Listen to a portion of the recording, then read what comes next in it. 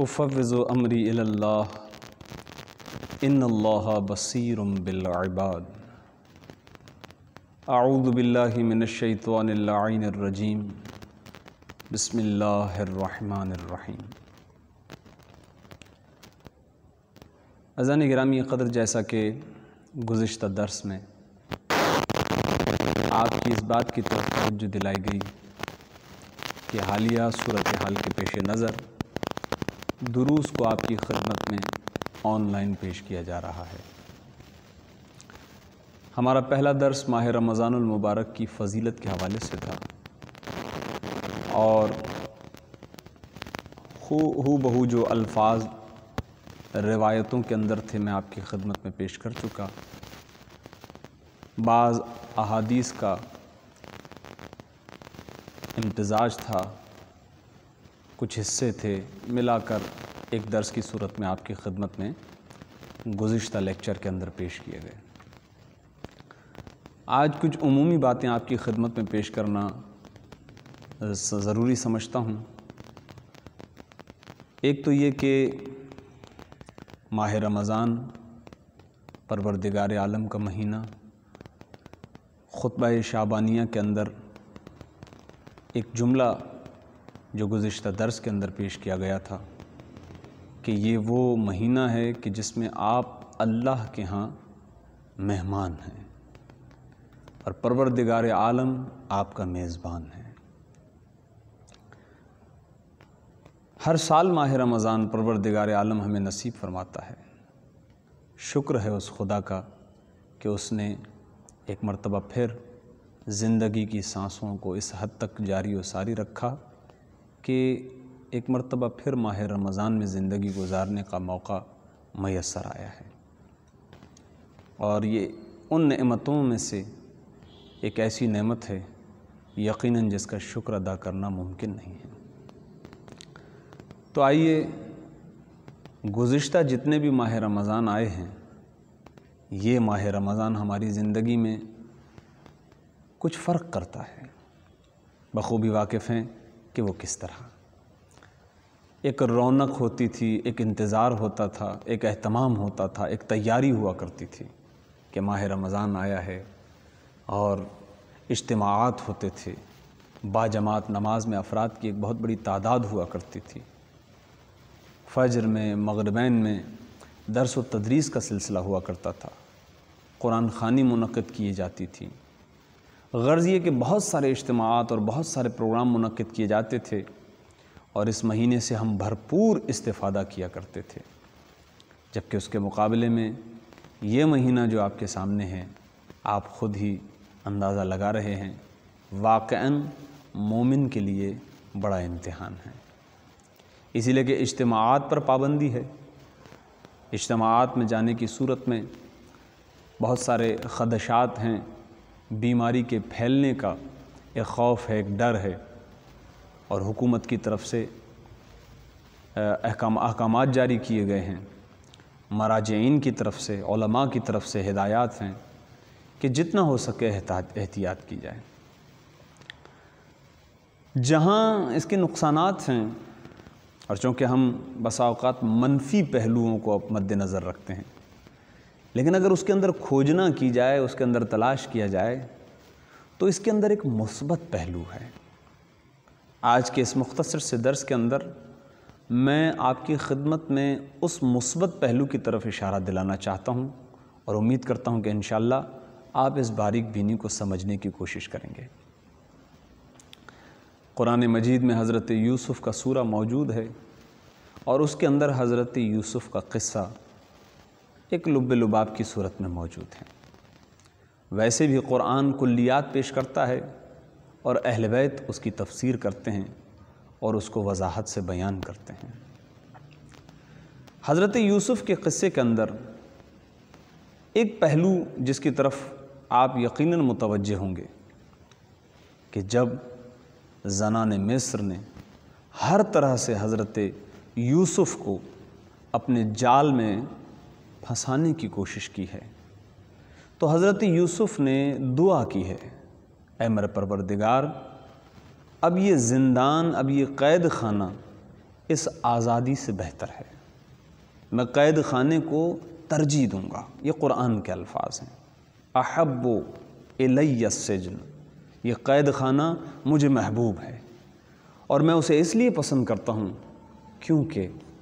اگر میں آزادی میں ہوں تو یہ عورتوں اور ان خواتین کے جو چال بازی ہے،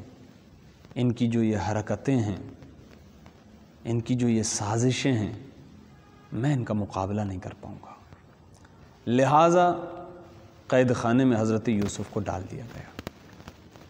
خلاصہ آپ کی خدمت میں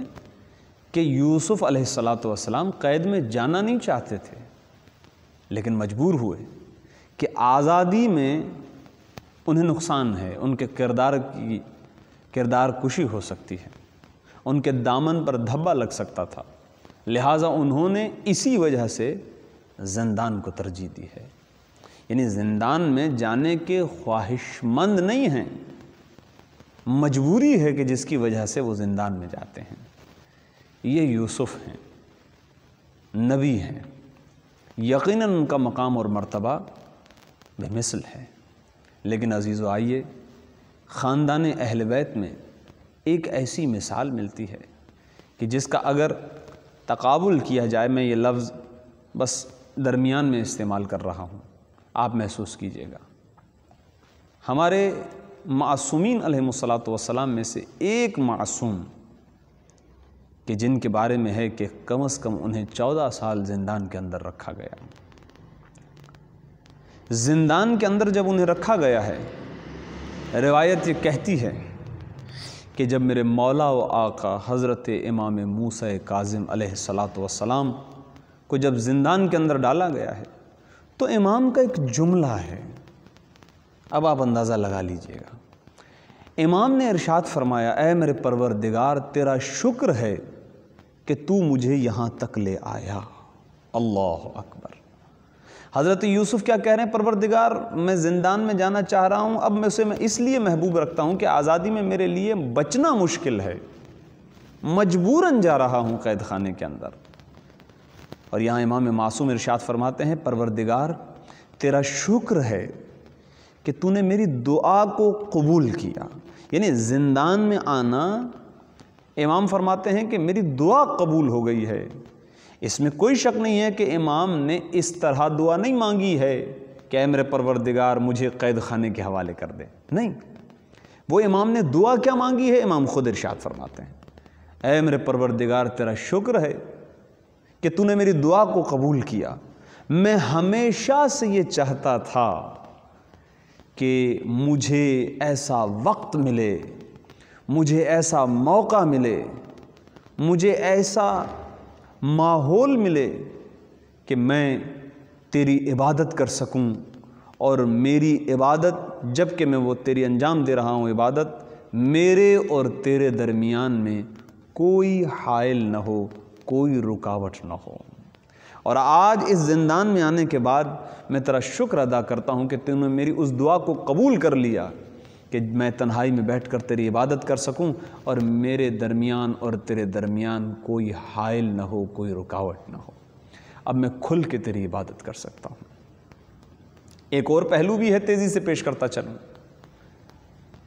کہ حضرت یوسف کی بارہا کوششوں کے باوجود حضرت یوسف زندان چلے جاتے ہیں، اور جب حضرت امام موسیٰ کاظم زندان آتے ہیں تو بادشاہ وقت نے امام کی کردار کشی کے لیے بدنام زمانہ عورت کو قید خانے کے اندر بھیجا، منہ مانگی قیمت دے کر، کہ تمہیں کسی طرح بھی اس کے کردار کے اندر کوئی داغ لگانا ہے تاکہ کل کل ہم شیعوں سے جا کر یہ کہہ سکیں ایسے ہوتے ہیں تمہارے امام۔ میں تفصیل میں نہیں جاؤں گا، لیکن ہاں ایک بات ہے کہ وہ منتظر رہی کہ کب امام نماز سے فارغ ہوں، کب امام مناجات سے فارغ ہوں، کب امام دعا سے فارغ ہوں، کب امام عبادت سے فارغ ہوں، اور یہ انتظار کرتے کرتے جب صبح کا وقت آیا اور دربان قید خانے کے اندر آیا تو عجیب منظر ہے کہ آگے امام موسیٰ کاظم سجدے میں ہیں تو پیچھے وہ خاتون سجدہ الہی میں ہیں، اور آواز آ رہی ہے سبحان ربی العالی و بحمدہ۔ عزیزان گرامی قدر، آج اگرچہ وہ اجتماعات نہیں ہیں، آج اگرچہ وہ درس و تدریس نہیں ہیں، آج اگرچہ وہ ماحول نہیں ہے جو گزشتہ ایام میں ہوا کرتا تھا اور گزشتہ ماہ رمضان میں ہوا کرتا تھا، لیکن آج ایک بات ہے، ہمارے پاس فرصت ہے، آج ہمارے پاس وہ موقع ہے کہ ہمارے اور ہمارے رب کے درمیان کوئی نہ ہو۔ ہم کھل کر بغیر ریا کے، بغیر دکھاوے کے اپنے پروردگار سے باتیں کر سکتے ہیں، اپنے پروردگار سے گفتگو کر سکتے ہیں، راز و نیاز کر سکتے ہیں، اور کھل کر ایک خلوص والی عبادت کر سکتے ہیں، کیونکہ ہمارے پاس وقت ہی وقت ہے۔ دنیاوی تمام تر مصروفیات، یقیناً اس میں کوئی شک نہیں ہے کہ بعض افراد کچھ سرگرمیوں میں مصروف ہیں اور وہ اس کو کسی بھی طرح عبادت کے زمرے میں لا سکتے ہیں، لیکن اسکول، کالج، آفیسز، جماعت کے لیے جانا، آفس جانا، ادھر جانا، ادھر جانا، یہ تمام وقت آپ کے پاس میسر ہے، اور اس وقت کو آپ بہترین انداز میں خدا کی عبادت میں لگا سکتے ہیں عزیزان گرامی قدر، اور آپ اس مناجات کا لطف حاصل کر سکتے ہیں۔ تو ان فرصت کے لمحات کو اپنے لیے غنیمت سمجھتے ہوئے زیادہ سے زیادہ خدا کی عبادت کرتے ہوئے خدا سے راز و نیاز کریں، اپنے قلب سے، اپنے خلوص سے، اپنی محبت سے، اپنی چاہت سے، محمد و آل محمد سے توسل کرتے ہوئے ماہ رمضان کا یہ مثبت پہلو، اس پر بھی آپ غور کیجیے گا۔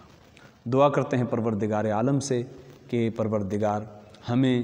تیری زیادہ سے زیادہ عبادت کرنے کی توفیق عطا فرمائے، اور اس مہینے کے اندر جو کہ مغفرتوں کا مہینہ ہے، ہمارے تمام تر گناہان کبیرہ و صغیرہ معاف فرمائے، پورے عالم اسلام کو اس وبا سے، اس بیماری سے نجات عطا فرمائے، اپنی آخری حجت کے ظہور میں تعجیل فرما، اور ہمیں امام کے اعوان و انصار خاص میں شمار فرما۔ ربنا تقبل منا انک انت السمیع العلیم، ما شاء اللہ لا حول ولا قوة الا باللہ العلی العظیم۔ اللہم صل علی محمد۔